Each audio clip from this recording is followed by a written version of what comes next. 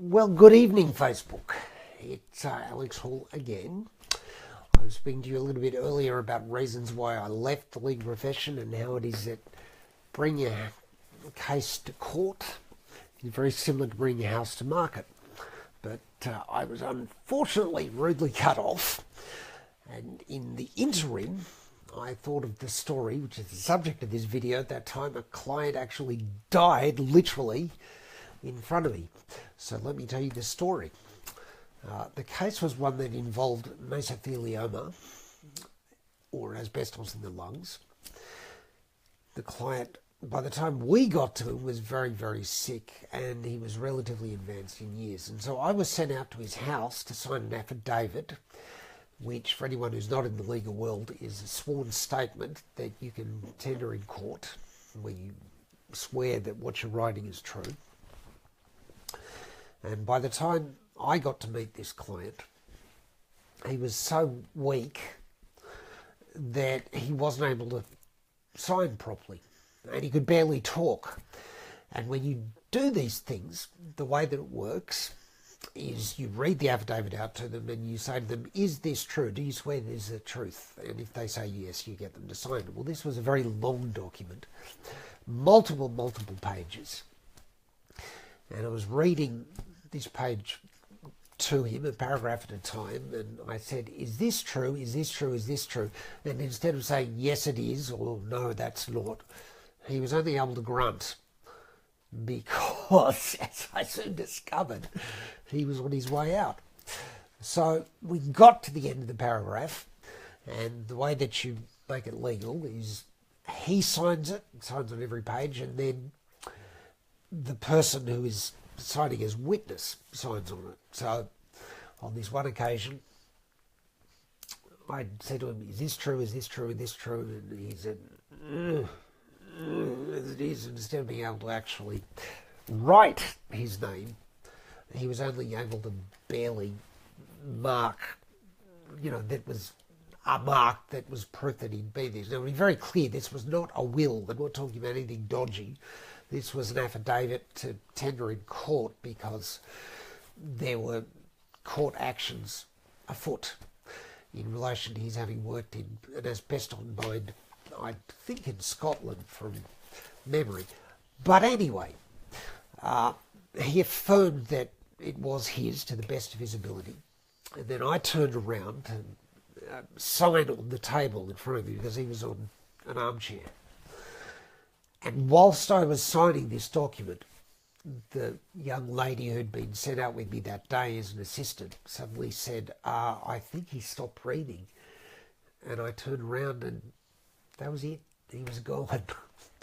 As a result of that, I used to joke that if I ever opened my own law firm, the motto would be 9 out of 10 clients survive initial consultation. Now, that might be slightly crude, but that is one experience that I would conform with what I was talking about earlier. I got to the point at the end of my legal career, such as it was, where I just didn't feel like I was helping people.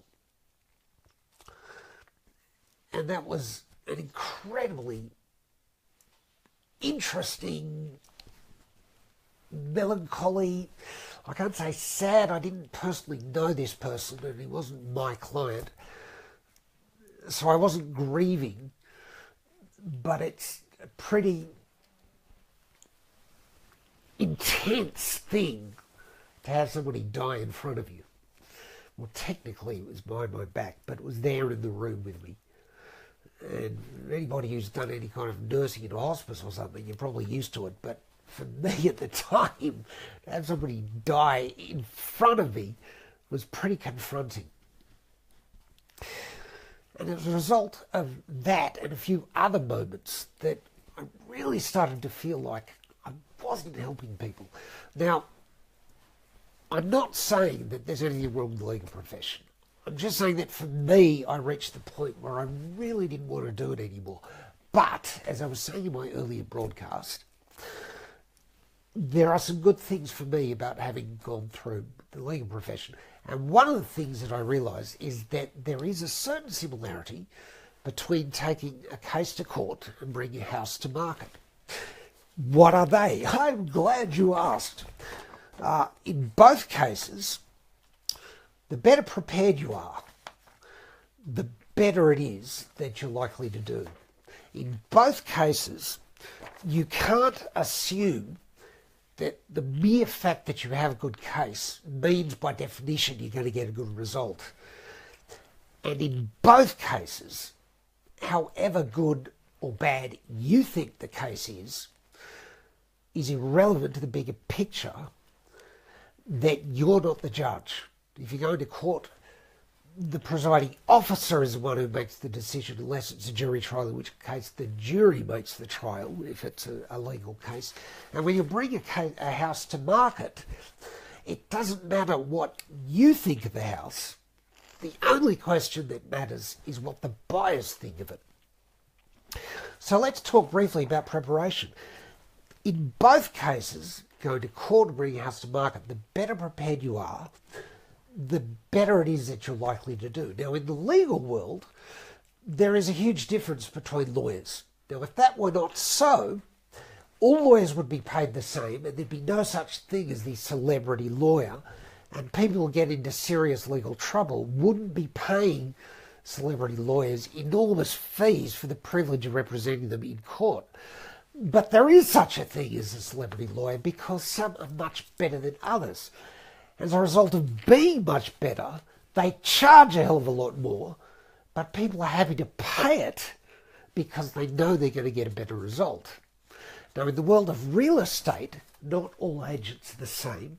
Some agents will get you a better result, and if they consistently do, that will start to become known and the word will start to spread. And I'd like to give a bit of a shout out at this point to Michael Spillane up in Queensland, whose motto, I don't know if it still is, but it used to be above list price. And for anyone not in real estate, the list price is the asking price, or how much the owner's wanting. So in other words, he was so good at what he did, and he was so prepared, and he was so thorough in the office that he used to work in, and the office he's working in now, because he's just started his own, that he would actually get above what the clients were wanting. As a result of which, he had the ability to charge more.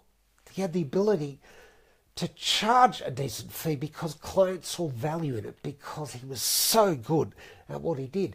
Now, the other thing that I said earlier about going to court and bringing a house to market is you can't assume that just because you've got a good case, you can't assume just because in real estate you've got a beautiful house, you're going to get a good result.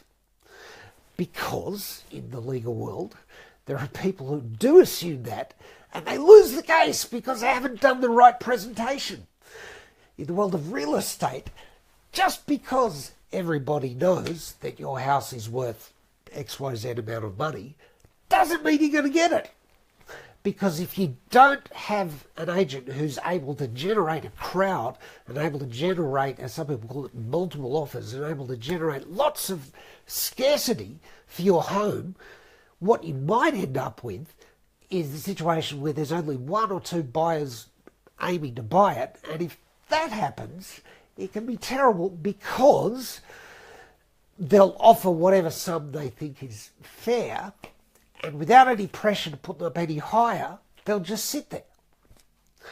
So even though you should be getting this much for the house, somebody might offer you this much for the house because without any competition, if you have to sell, there's no reason for them to offer more because they know that they can. Now, the last thing I want to say about this, and this is a very important point, is that both in court and when you bring something to the market, what you think of it, unfortunately, doesn't matter. The fact that you think it's a beautiful house, and it probably is a beautiful house, by the way, but you're not the one buying it. Whatever your conservative valuers think doesn't matter. They're not the ones buying it. Whatever your conservative valuation says, it doesn't matter. What matters is what the buyers think. Now, the decision of the buyers can be influenced by the effectiveness of the marketing. and by the effectiveness of the presentation of the home, and by the effectiveness of the agent you have working for you. And if you've got fantastic presentation, a brilliant agent who knows everything there is to know, he should know the house, the suburb, the state of the building, your needs, everything he needs to know. He should answers to the questions that the buyers are likely to ask. The more thoroughly prepared he is, the more potential buyers he's able to bring through, the better it is that you're likely to do in the eventual negotiation with buyers, because if any buyer wants to buy it, it's very likely that he or she is not going to be the only one, and it's very likely that he or she will know that he or she is not the only one. And to a certain extent, this has got nothing to do with the method of sale, because great agents across Australia, the really, really top 1% people, like Michael Spillane, differ in their methodology. But the thing that they have in common when they bring houses to market is they're very good at their chosen method. Some agents are incredibly good at auction, but they never do private treaty. Some people are fantastically good at private treaty, they never do auction. But when they bring a house to market, they get a great result. Why is that? Because they never assume they're going to get a result. They're just good, bad, or indifferent. They always prepare very, very thoroughly, and they recognise that they are not the judge, that the buyers are the judge, and so they do everything they can to try and influence the buyers so they can get as many offers for you, the client, as possible. And either they're going to try and get it in the first couple of days of the first week or so of the campaign, or they might do it step by step, and some to do, but however it is that they do it, they get multiple buyers. And so eventually, when you finally get to the offer that you eventually accept, you can have a whole heap of faith that it really is the best result that you can get, because they've exhausted every other possibilities, and they will show you that they have. So anyway, I hope you found that helpful. And if any of you are thinking right now about taking your home to market, maybe in the next couple of weeks, in spring or later in the year or any time, feel free to give me a call, Alex Hall at Realty, 0403 194 813, or visit my website, alexhallteam.com.au, and I've got a really helpful book that I've co-written that I can send you for free. But for now, this is Alex Hall at Realty signing off, and I hope you have a fantastic evening, and I'll speak to you soon.